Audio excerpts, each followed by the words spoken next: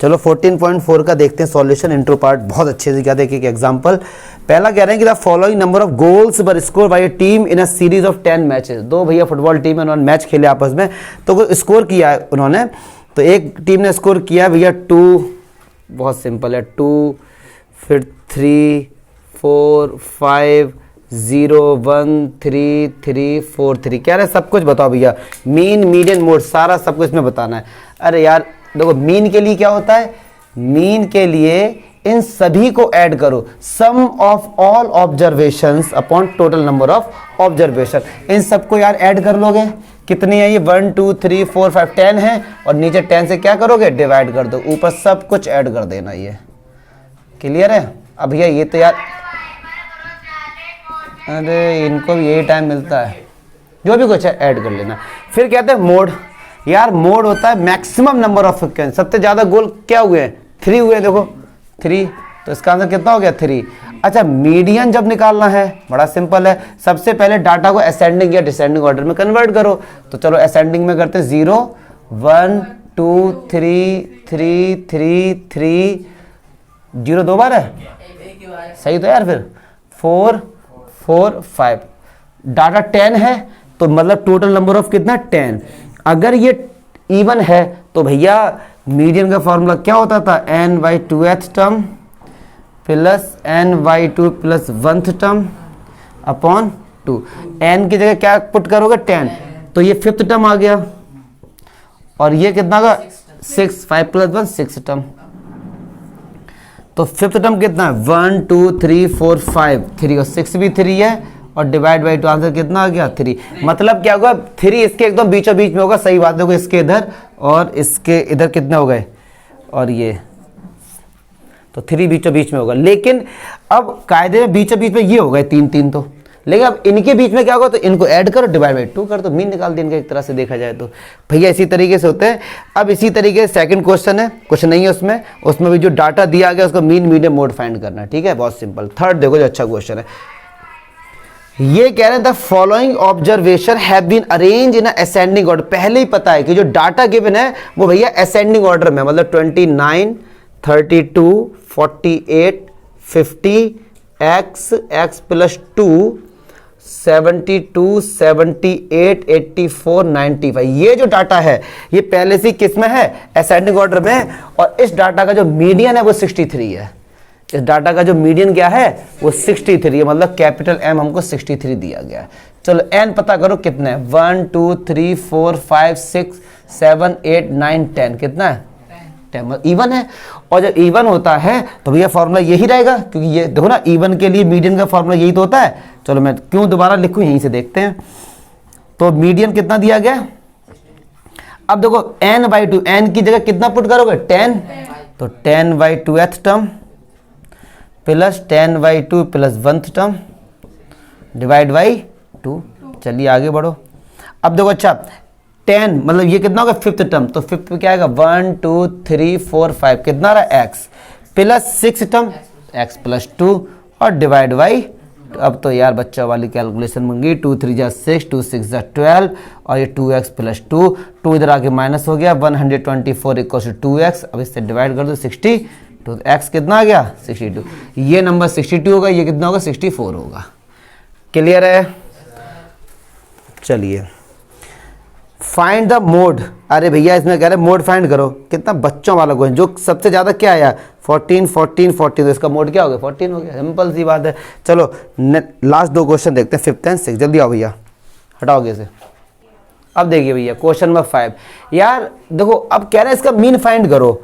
तो अभी तक जो भी क्वेश्चन थे उसका जो हम लोग मीन फाइंड करते थे वो रॉ डाटा होते थे, ठीक है। मतलब पहले क्या होता था, अगर 2 4 बार आया है तो उसको 2,2,2 लिखते थे, बट अब यहाँ पे इन्होंने क्या किया है कि 3016 बार आया था तो उसको 16 बार लिख दिया। अब या तो 3000 को 16 टाइम्स लिखो, कितना ज्यादा लेंदी डाटा हो जाएगा ना, तो उसको कंबाइन कर दिया, थोड़ा ग्रुप में लेकर आ गए हल्का सा।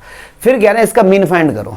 या तो एक तरीका ये है, इस क्वेश्चन को अगर ऐसे नहीं करना है तो एक तरीका ये है कि 3000 को लिखो 16 बार, 3000 3, फिर 4000 को लिखो 12 बार, फिर इनको ऐड करो डिवाइड बाई वो करो, तो भी आंसर आएगा। कितना लेंदी हो जाएगा। तो ऐसे में कैसे करेंगे इसको, देखो जब यार कभी भी नंबर वर्ड दिख जाए बिना सोचे समझे उसे FI बोल दिया करो, क्या होगा वो? और दूसरा वाला जब कुछ नहीं है तो XI होगा, पक्के। XI क्या होता है? क्लास मार्क होता है। तो एक फॉर्मूला हमने पढ़ा है, इस टाइप का जब क्वेश्चन आता है तो x बार क्या होता है? Sigma FI XI upon sigma. Sigma का जिन बच्चों को मीनिंग नहीं पता भैया वो इंट्रो पार्ट देख लें, डिस्क्रिप्शन बॉक्स में रहेगा तो देख लेना, क्योंकि सिग्मा का मीनिंग आपको पता होना चाहिए। चलिए अच्छा, FI इंटू XI करो भैया मल्टीप्लाई। देखो मैं पूरा तो करूंगा नहीं क्योंकि है बच्चों, बार बार 48 42 42 32 27 3 और 10,000। क्लियर है? तो ये हमने निकाल दिया FI XI। अब ये क्या बोलता है फॉर्मूला कि सिग्मा FI XI, मतलब ये सारे इन सब को ऐड कर दो, कर लेना ऐड, आपकी ड्यूटी है ये। फिर किससे डिवाइड करना है? Sigma FI। बहुत से बच्चे इसको ऐड करने बैठ गए, वो पहले से ही गिवन है 60, ऐड कर लो तो भी 60 होगा ना, तो ये सिग्मा FI। सिग्मा जिससे पहले लगा होता है इसका मीनिंग होता है समीशन, सम ऑफ ऑल। जहां FI उन सबको ऐड कर दो, कभी ऐसे मत ऐड कर देना FI के नीचे जितना है सबको ऐड कर दो, तो ये क्या निकल के आ जाएगा? मीन निकल के आ जाएगा। क्लियर है? सिंपल सा क्वेश्चन था ये भाई, ये फॉर्मूला देख लेना, ये मैंने इंट्रो पार्ट में बताया कहां से आया है। अब यार कहने को 6 क्वेश्चन सारे बच्चे छोड़ देते हैं, बट देखते हैं। Give one example of a situation in which the mean is the appropriate measure of central tendency. The mean is not appropriate measure of central tendency but the mean. समझ गया? ध्यान रखिए हमेशा ये सब ऑब्जर्वेशन है। जैसे अगर कोई डाटा दिया गया 2 8 1 0, कोई आपसे पूछे ये सब क्या है 2 8, ये ऑब्जर्वेशन हैं। क्या है ये? ऑब्जर्वेशन। तो कह रहे एक ऐसा एग्जांपल दो कि जहां पे मीन निकालना एप्रोप्रिएट है, मतलब मीन से हम क्वेश्चन को करेंगे तो अच्छा रहेगा। सेंट्रल टेंडेंसी 3 होती है ना, मीन, मीडियन, मोड। अब एक अंडरस्टूड सी बात, इस क्वेश्चन से हटके जरा मैं एक बात बताऊं यार, आपको यहां रह रहे हैं, आप नोएडा में रह रहे हैं और आपको सपोज यहां से पुणे जाना है, भाई जा तो आप साइकिल से भी सकते हैं, जा तो आप पैदल भी सकते हैं, यस और नो, बट एप्रोप्रिएट क्या चीज रहेगी? आप प्लेन से निकल जाओ, बाई एयर निकल जाओ, या फिर ट्रेन से आप निकल जाओ, या आपके पास गाड़ी आप उससे निकल जाओ, ये एप्रोप्रिएट है। अदरवाइज अगर आप पैदल जाओगे तो ऐसा नहीं है आपको जेल में बंद कर दिया जाएगा, भाई तुम पैदल निकल के पूना बिना बताए, नॉट। ये चीज मतलब है नहीं, गलत नहीं है, कर सकते हो आप, कर सकते हो आप। जैसे अब इन सबको ऐड करना है तो छोटी क्लासेस में हमने पढ़ा था कि 4 और 3 को ऐसे ऐड करते, 4 स्टिक कर लो और 3 स्टिक कर लो, फिर वो काउंट करो 7 आ गया। तो इनको भी आप इसी तरीके से ऐड कर सकते हो भैया। 48,000 लाइन करो ड्रॉ, पूरी कॉपी भरो, मजे लो, टीचर गलत क्यों करेगा? लेकिन वो एप्रोप्रिएट नहीं है। कर सकते हो, गलत नहीं है, बट वो एप्रोप्रिएट नहीं है। बात समझ में आ रही है? क्लियर है? तो जब ऑब्जर्वेशंस के बीच में डिफरेंस जो होता है वो बहुत कम होता है, तब हमेशा सेंट्रल टेंडेंसी में मीन हमारा एप्रोप्रिएट रहता है, मीन एकदम सही रहता है निकालना। जब ऑब्जर्वेशंस के बीच में डिफरेंस बहुत ज्यादा है तो हम लोग मीडियन निकालते हैं रेदर देन मीन।